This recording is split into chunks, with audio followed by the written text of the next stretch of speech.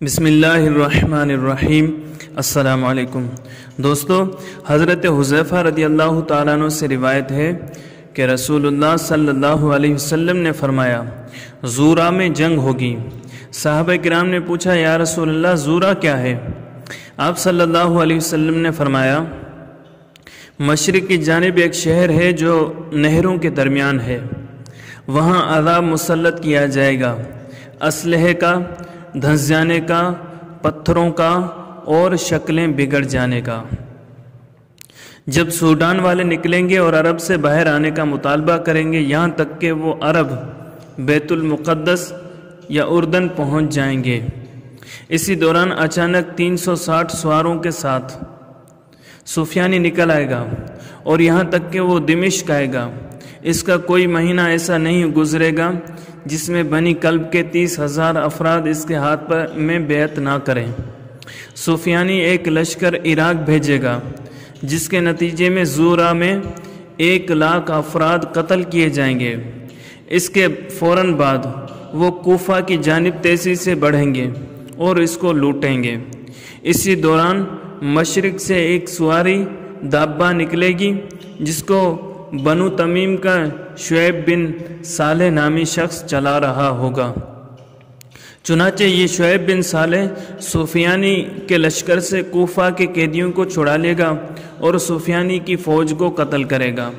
سفیانی کے لشکر کا ایک دستہ مدینے کی جانب نکلے گا اور وہاں 3 دن تک لوٹ مار کرے گا۔ اس کے بعد یہ لشکر مکے کی جانب چلے گا اور جب مکے سے پہلے بیدا پہنچے گا تو اللہ تعالیٰ جبرائیل علیہ السلام کو بھیجے گا اور فرمائے گا اے جبرائیل ان کو عذاب دو۔ چنانچہ جبرائیل علیہ السلام اپنے پیر سے ایک ٹھوکر ماریں گے جس کے نتیجے میں اللہ تعالیٰ اس لشکر کو زمین میں دھسا دے گا سوائے 2 آدمیوں کے، ان میں سے کوئی بھی نہیں بچے گا۔ یہ دونوں سفیانی کے پاس آئیں گے اور لشکر کے دھنسنے کی خبر سنائیں گے تو وہ یہ خبر سن کر گھبرائے گا نہیں۔ اس کے بعد قریش قسطنطنیہ کی جانب آگے بڑھیں گے تو سفیانی رومیوں کے سردار کو یہ پیغام بھیجے گا کہ ان مسلمانوں کو میری طرف بڑے میدان میں بھیج دو۔ وہ رومی سردار ان کو سفیانی کے پاس بھیج دے گا، لہذا سفیانی ان کو دمشق کے دروازے پر پھانسی دے دے گا۔ جب وہ سفیانی محراب میں بیٹھا ہوگا تو وہ عورت اس کی ران کے پاس آئے گی اور اس پر بیٹھ جائے گی۔ چنانچہ ایک مسلمان کھڑا ہوگا اور کہے گا تم ہلاک ہو، تم ایمان لانے کے بعد اللہ کے ساتھ کفر کرتے ہو، یہ تو جائز نہیں ہے۔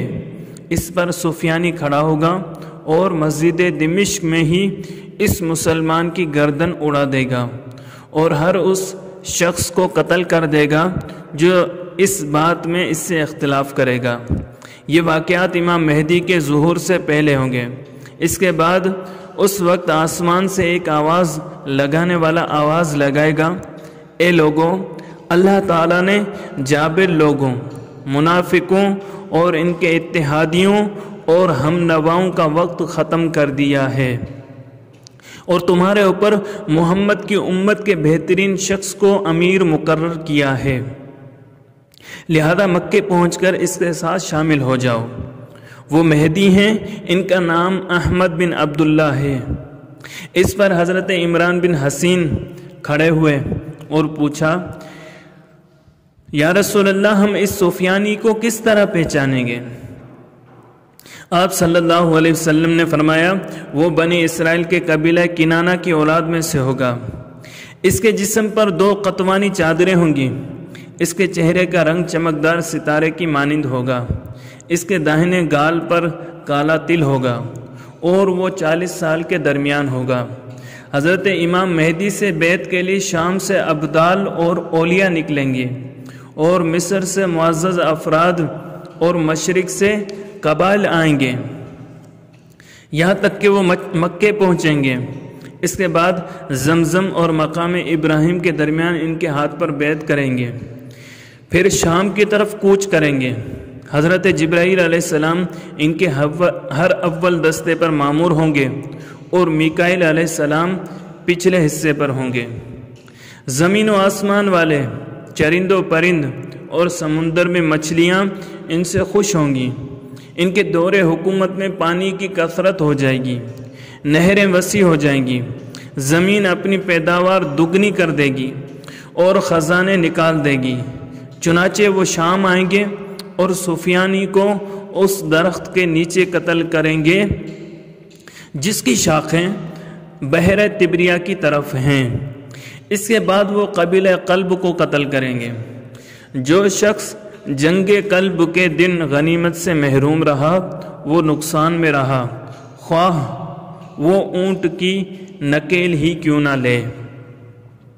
میں نے دریافت کیا یا رسول اللہ، ان سفیانی لشکر سے قتال کس طرح جائز ہوگا حالانکہ وہ موحد ہوں گے؟ آپ صلی اللہ علیہ وسلم نے جواب دیا، اے حذیفہ، اس وقت وہ ارتداد کی حالت میں ہوں گے۔ ان کا گمان یہ ہوگا کہ شراب حلال ہے، وہ نماز نہیں پڑھتے ہوں گے۔ حضرت امام مہدی اپنے ہمراہ ایمان والوں کو لے کر روانہ ہوں گے اور دمشق پہنچیں گے۔ پھر اللہ ان کی طرف ایک رومی کو ماں لشکر کے بھیجے گا۔ یہ ہرقل جو آپ صلی اللہ علیہ وسلم کے دور میں روم کا بادشاہ تھا، اس کی 5ویں نسل میں سے ہوگا۔ اس کا نام تبارہ ہوگا، وہ بڑا جنگجو ہوگا۔ سو تم ان سے 7 سال کے لیے صلح کرو گے، لیکن رومی یہ صلح پہلے ہی توڑ دیں گے۔ چنانچہ تم اور وہ اپنے عقب کے دشمن سے جنگ کرو گے اور فاتح بن کر غنیمت حاصل کرو گے۔ اس کے بعد تم سرسبز سطح مرتفع میں آؤ گے۔ اسی دوران ایک رومی اٹھے گا اور کہے گا، سلیب غالب آئی ہے، یہ فتح سلیب کی وجہ سے ہوئی ہے۔ یہ سن کر ایک مسلمان سلیب کی طرف بڑھے گا اور سلیب کو توڑ دے گا اور کہے گا، اللہ ہی غلبہ دینے والا ہے۔ اس وقت رومی دھوکہ کریں گے اور دھوکے کے ہی زیادہ لائق تھے، تو مسلمانوں کی وہ جماعت شہید ہو جائے گی، ان میں سے کوئی بھی نہ بچے گا۔ اس وقت وہ تمہارے خلاف جنگ کرنے کے لیے عورت کی مدت حمل کے برابر تیاری کریں گے۔ پھر مکمل تیاری کرنے کے بعد وہ 8 جھنڈوں میں تمہارے خلاف نکلیں گے۔ مسند احمد کی روایت میں 80 جھنڈوں کا ذکر ہے۔ دونوں روایت میں تطبیق یوں ہو سکتی ہے کہ تمام کفار کل 8 جھنڈوں میں ہوں گے اور پھر ان میں سے ہر ایک کے تحت مزید جھنڈے ہوں گے۔ اس طرح مل کر 80 جھنڈے ہوں گے۔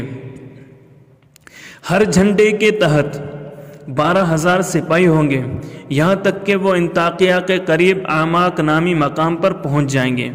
ہیرا اور شام کا ہر نصرانی سلیب بلند کرے گا اور کہے گا، سنو، جو کوئی بھی نصرانی زمین پر موجود ہے وہ آج نصرانیت کی مدد کرے۔ اب تمہارے امام مسلمانوں کو لے کر دمشق سے کوچ کریں گے اور انطاکیہ کے اعماق علاقے میں آئیں گے۔ پھر تمہارے امام شام والوں کے پاس پیغام بھیجیں گے کہ میری مدد کرو۔ مشرق والوں کی جانب پیغام بھیجیں گے کہ ہمارے پاس ایسا دشمن آیا ہے جس کے 70 امیر یعنی کمانڈر ہیں، ان کی روشنی آسمان تک جاتی ہے۔ اعماق کے شہداء اور دجال کے خلاف شہداء میری امت کے افضل شہداء ہوں گے۔ لوہا لوہے سے ٹکرائے گا، یہاں تک کہ ایک مسلمان کافر کو لوہے کی سیخ سے مارے گا اور اس کو پھاڑ دے گا اور 2 ٹکڑے کر دے گا، باوجود اس کے کہ اس کافر کے جسم پر زرہ ہوگی۔ تم ان کا اس طرح قتل عام کرو گے کہ گھوڑے خون میں داخل ہو جائیں گے۔ اس وقت اللہ تعالیٰ ان پر غضبناک ہوگا، چنانچہ جسم میں پار اتر جانے والے نیزے سے مارے گا اور کاٹنے والی تلوار سے ضرب لگائے گا، اور فرات کے ساحل سے ان پر خراسانی کمان سے تیر برسائے گا۔ چنانچہ وہ خراسان والے اس دشمن سے 40 دن سخت جنگ کریں گے، پھر اللہ تعالیٰ مشرق والوں کی مدد فرمائے گا۔ چنانچہ ان کافروں میں سے 9,99,000 قتل کیے جائیں گے، اور باقی ان کی قبروں سے پتہ لگے گا کہ کل کتنے مردار ہوئے۔ دوسری جانب جو مشرق کے مسلمانوں کا محاذ ہوگا، وہاں پھر آواز لگانے والا مشرق میں آواز لگائے گا، اے لوگو، شام میں داخل ہو جاؤ، کیونکہ وہ مسلمانوں کی پناہ گاہ ہے اور تمہارے امام بھی وہی ہیں۔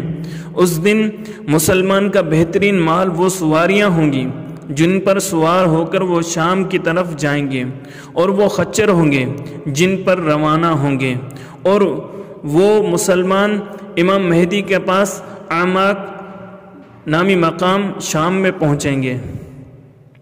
تمہارے امام یمن والوں کو پیغام بھیجیں گے کہ میری مدد کرو، تو 70,000 یمنی عدن کی جوان اونٹنیوں پر سوار ہو کر اپنی تلواریں لٹکائے آئیں گے اور کہیں گے ہم اللہ کے سچے بندے ہیں، نہ تو انعام کے طلبگار ہیں اور نہ روزی کی تلاش میں آئے ہیں، بلکہ صرف اسلام کی سربلندی کے لیے آئے ہیں۔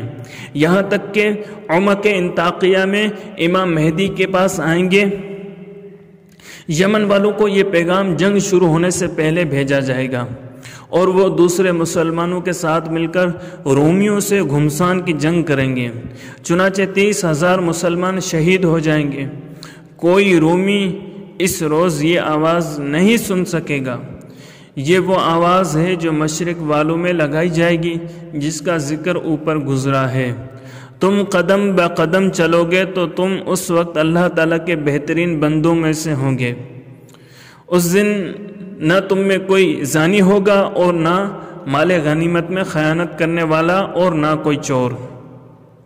روم کے علاقے میں تم جس قلعے سے بھی گزرو گے اور تکبیر کہو گے تو اس کی دیوار گر جائے گی، چنانچہ تم ان سے جنگ کرو گے اور جنگ جیت جاؤ گے، یہاں تک کہ تم کفر کے شہر قسطنطنیہ میں داخل ہو جاؤ گے۔ پھر تم 4 تکبیریں لگاؤ گے جس کے نتیجے میں اس کی دیوار گر جائے گی۔ اللہ تعالیٰ قسطنطنیہ اور روم کو ضرور تباہ کرے گا۔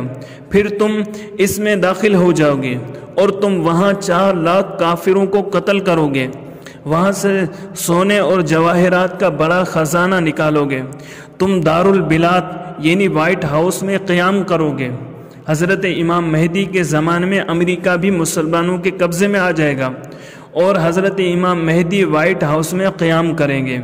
پوچھا گیا یا رسول اللہ یہ دارالبلاد کیا ہے؟ آپ صلی اللہ علیہ وسلم نے فرمایا بادشاہ کا محل۔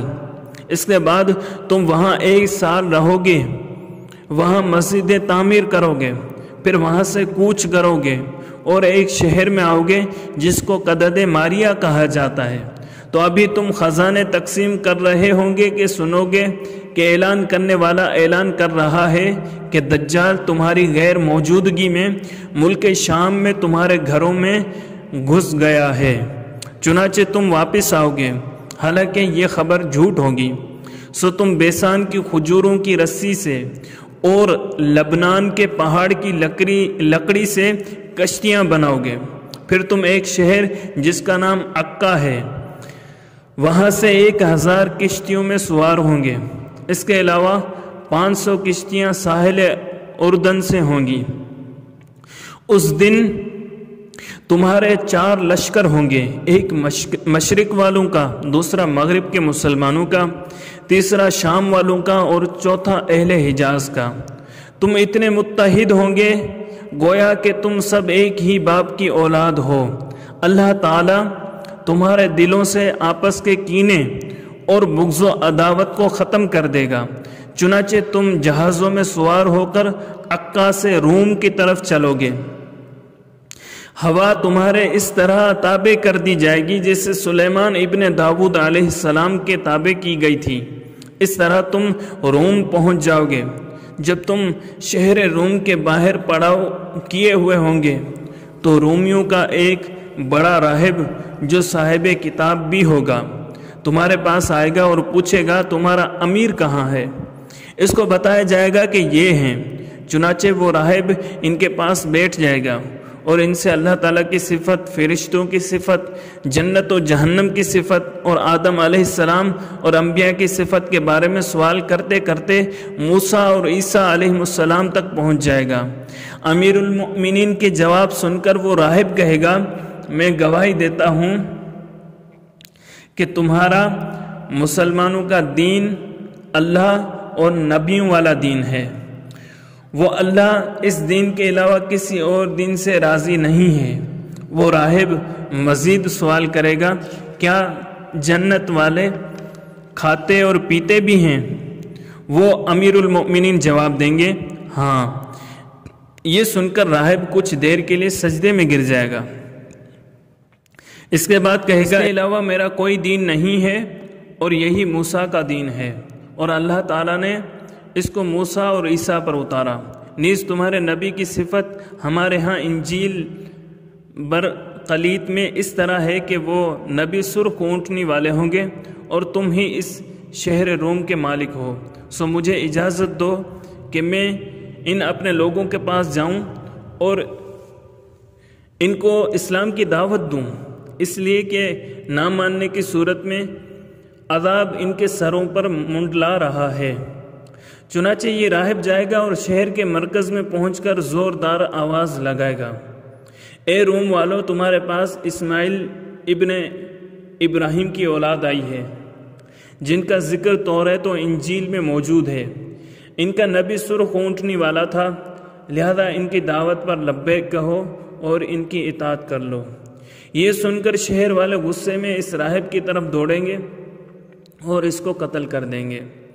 اس کے فوراً بعد اللہ تعالیٰ آسمان سے ایسی آگ بھیجے گا جو لوہے کے ستون کے مانند ہوگی، یہاں تک کہ یہ آگ مرکز شہر تک پہنچ جائے گی۔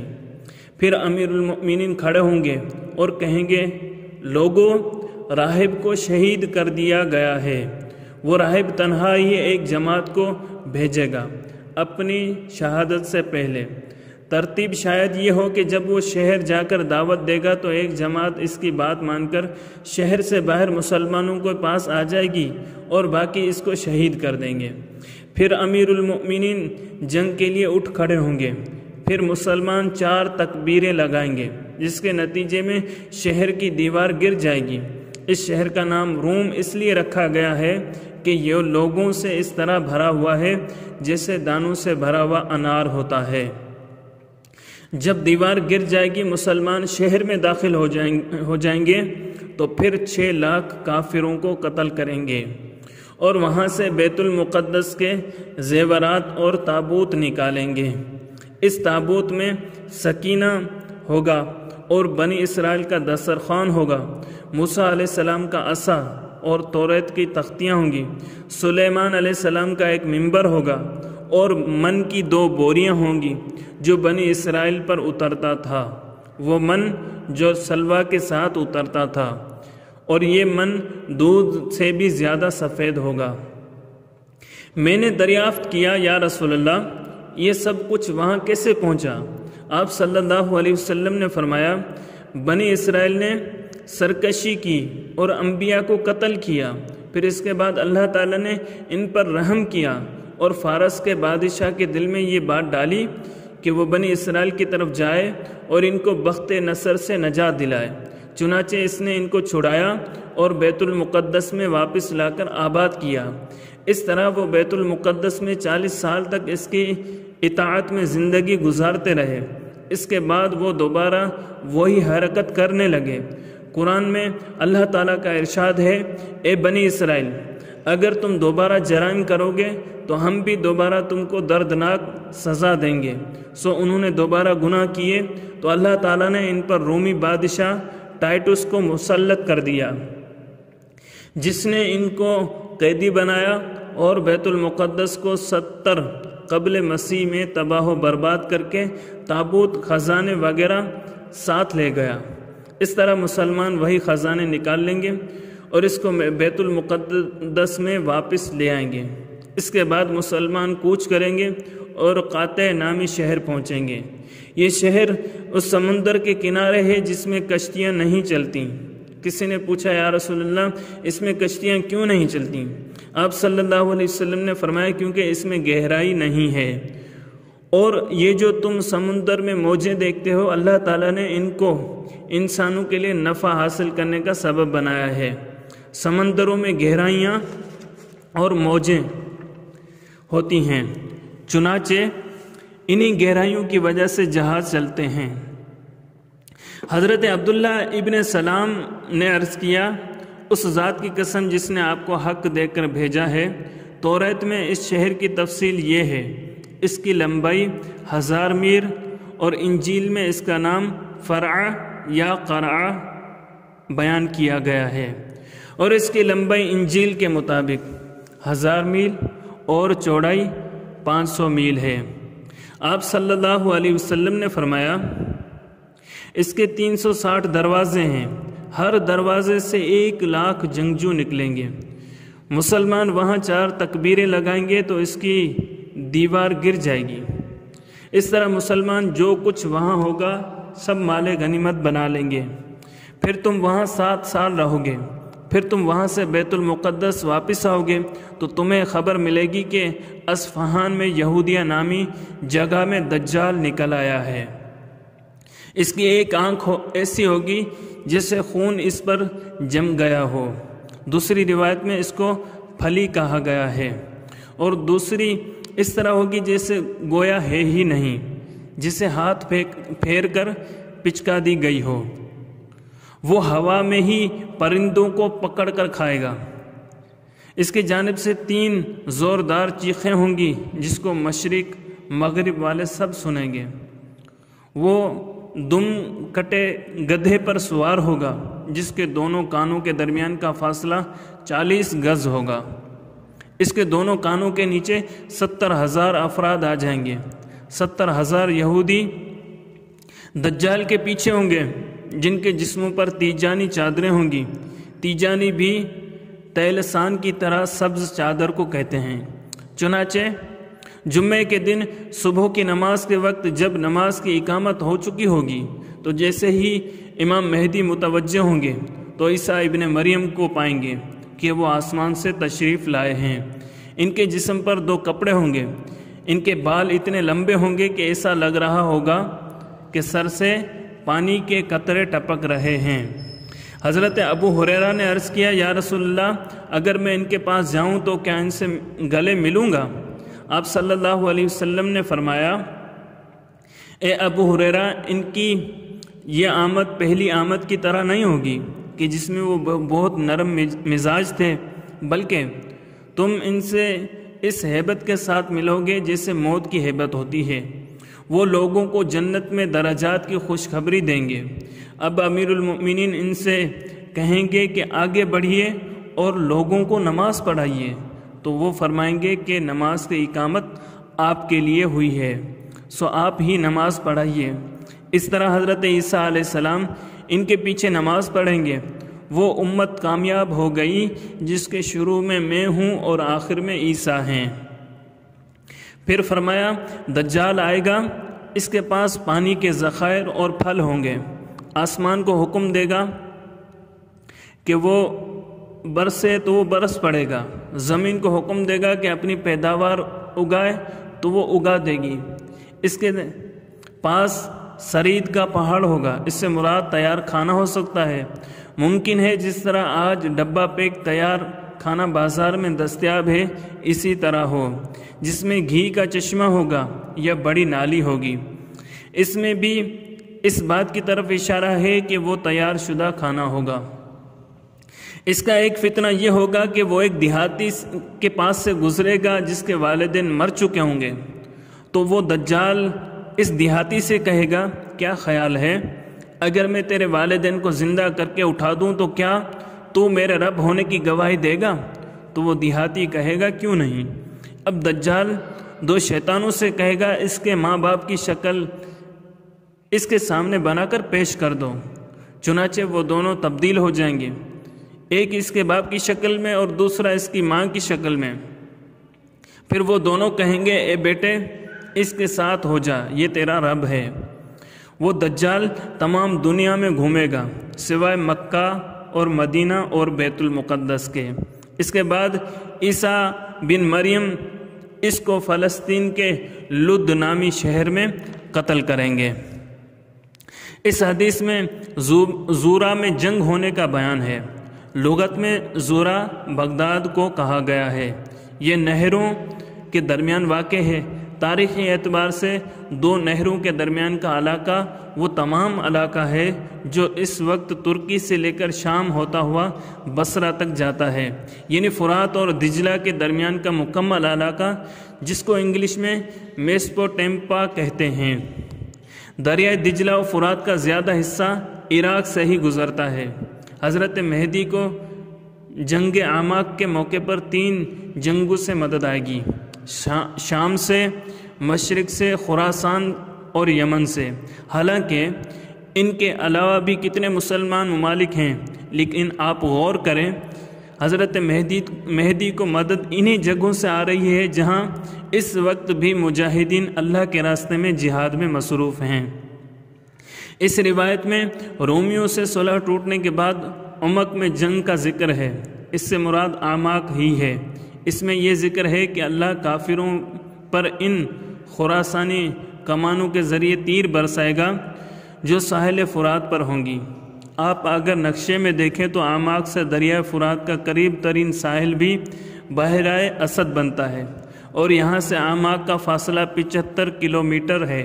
اس کا مطلب یہ ہے کہ خراسان سے آنے والی کمانوں سے مراد توپ یا مارٹر ہو سکتی ہے، اور یہ وہی خراسان کا لشکر ہوگا جس کے بارے میں فرات کے کنارے جنگ کرنے کا ذکر ہے۔ اس روایت سے پتہ چلتا ہے کہ فتح روم کے لیے بحری جہاد بھی کیا جائے گا۔ دوستو، اگر آپ کو ہماری یہ ویڈیو پسند آئی ہے تو لائک کیجئے، کمنٹ کیجئے، اپنے دوستوں کے ساتھ شیئر کیجئے۔ اگر آپ نے ہمارے چینل کو سبسکرائب نہیں کیا تو چینل کو سبسکرائب کر لیجئے تاکہ ہر آنے والی ویڈیو آپ تک بآسانی پہنچ سکے۔